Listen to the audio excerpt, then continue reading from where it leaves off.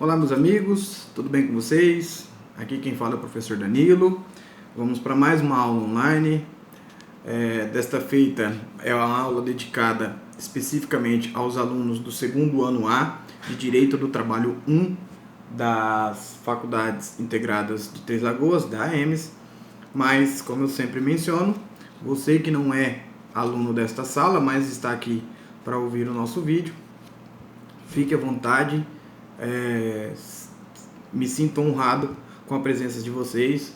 É sempre um prazer tê-los aqui comigo. Beleza? Pessoal, nossa aula de hoje já adianta alguns pontos para vocês. Nós faremos em alguns blocos, 2 ou talvez 3 blocos. Vai depender do tempo que nós precisarmos para esclarecer alguns pontos. O tema se baseia em 2 pontos, né? Remuneração e salário. Então nós vamos estudar tudo a respeito do salário e depois nós vamos estudar o que compõe a remuneração, tá? E especificamente nós abriremos aí entre aspas, parênteses, né? Ou abriremos um ponto aí que vai falar sobre a gorjeta, tudo bem? Mas vamos lá. Bom, primeira coisa, remuneração e salário. Qual é a diferença entre remuneração e salário? Vamos lá. Salário é a contraprestação devida ao empregado pela prestação de serviços em decorrência do contrato de trabalho. Então, salário, como eu já mencionei para vocês em aulas anteriores, que contrato de trabalho ele é um contrato bilateral e oneroso, exige no mínimo, exige 2 partes e impõe sacrifício a ambas, né? O salário ele é justamente o sacrifício, digamos assim, imposto ao empregador, né? Ele é aquilo que paga em decorrência do contrato de trabalho, ou seja, é aquilo que ele paga em troca da sua mão de obra enquanto trabalhador, tudo bem? Já a remuneração é a soma do salário contratualmente estipulado, ou seja, o salário que você recebe, seja ele por mês, por hora, por tarefa, tanto faz, com outras vantagens percebidas na vigência do contrato de trabalho. Então, por exemplo, o seu contrato de trabalho, o seu salário é aquele lance do que está registrado na sua CTPS. Então, você foi contratado como auxiliar administrativo para ganhar R$ 1.500 por mês, por exemplo. O seu salário é de R$ 1.500. A sua remuneração ela vai incluir o seu salário. Se você fizer hora extra, as suas horas extras. Se você tiver direito, sei lá, adicional noturno, vai entrar na sua remuneração, o adicional de insalubridade, o adicional de periculosidade. Então notem, o salário é o valor da contraprestação. Já a remuneração é a soma do salário juntamente com as outras vantagens que são devidas ao empregador. Beleza? Tranquilo? Bom, quando a gente parte para falar de salário propriamente dito, seria interessante nós analisarmos alguns princípios, na verdade 4 princípios, e tecermos algumas considerações a respeito depois. Tudo bem? Então assim, o salário goza de uma proteção muito grande por parte do Estado, né? E esta proteção ela é tida basicamente em 4 princípios. Quais são esses 4 princípios? O primeiro princípio é o princípio da irredutibilidade salarial. De acordo com este artigo, o artigo 468 da CLT não permite a alteração de cláusula contratual em prejuízo do trabalhador. Da mesma maneira, o artigo 7º, inciso 6º, fala que a irredutibilidade salarial ela somente vai ser possível por meio de acordo ou convenção coletiva. Então, de acordo com o princípio da irredutibilidade salarial, você não pode sofrer uma redução do seu salário. No entanto, a Constituição Federal, lá no artigo 7º, inciso 6º, menciona que esta irredutibilidade, embora proibida, pode ser exceção em alguns casos. E para ser exceção, ela precisa estar convencionada em acordo coletivo ou convenção coletiva. Beleza? Bom, mas para que essa redução, embora possível, seja aplicada, eu devo observar 2 requisitos. Ou seja, eu não posso simplesmente fazer uma convenção ou um acordo coletivo e fala assim, a partir de agora, por causa do acordo aí, nós vamos baixar o salário de vocês. Não. Este abaixar o salário, esta redução de salário, ela deve se dar por dois motivos. Primeiro, de duas formas, aliás. Primeiro, ela deve ser transitória e respeitar o mínimo existencial indisponível. Então, notem, deve ser transitória. Isto quer dizer que esta redução de salário deve ser por um período. Curiosamente, nós estamos passando, essa aula online só está acontecendo por um período que talvez poderia ter aí irredutibilidade salarial, desde que mediante acordo coletivo ou convenção coletiva. Ou seja, em outras linhas, desde que com a presença de sindicato da categoria. Tudo bem?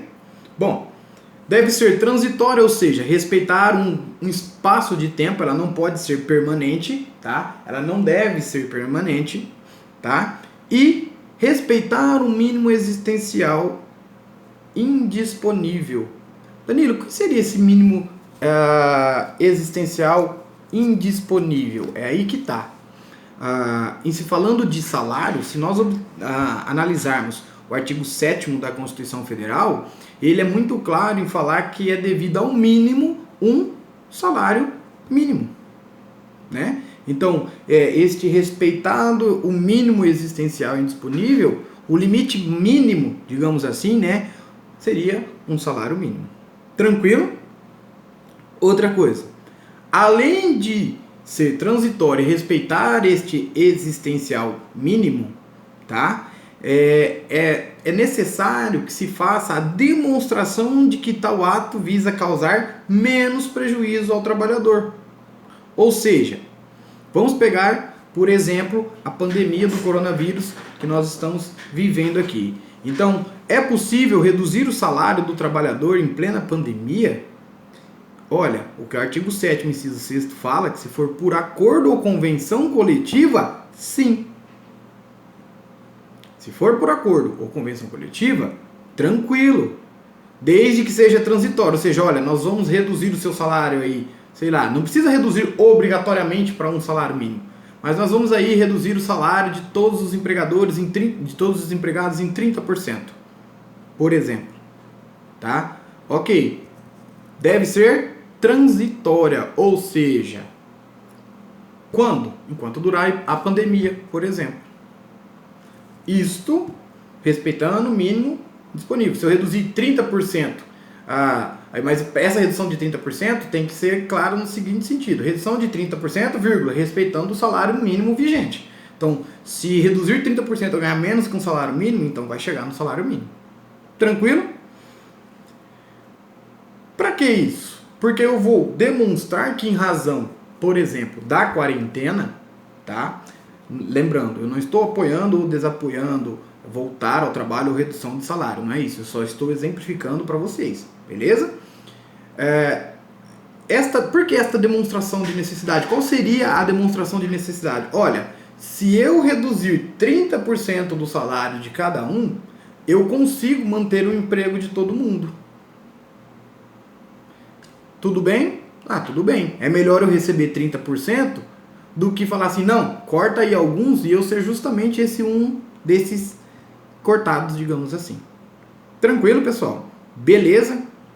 Bom, nós temos um segundo princípio, que é o princípio da inalterabilidade salarial, que não é válida a alteração que modifique prejudicialmente o empregado. Ou seja, eu não posso mudar o salário de uma forma que prejudique o empregado. É meio que uma dissidência desta questão da irredutibilidade salarial.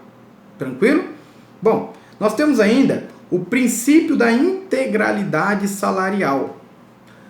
O que é isso, Danilo? De acordo com o princípio da integralidade salarial, ele protege o salário contra descontos impróprios e abusivos do empregador. E ele está disposto lá no artigo 462, parágrafo 1º a 4º da CLT. Então, o artigo 462, quem tem o material de apoio, está transcrito aí.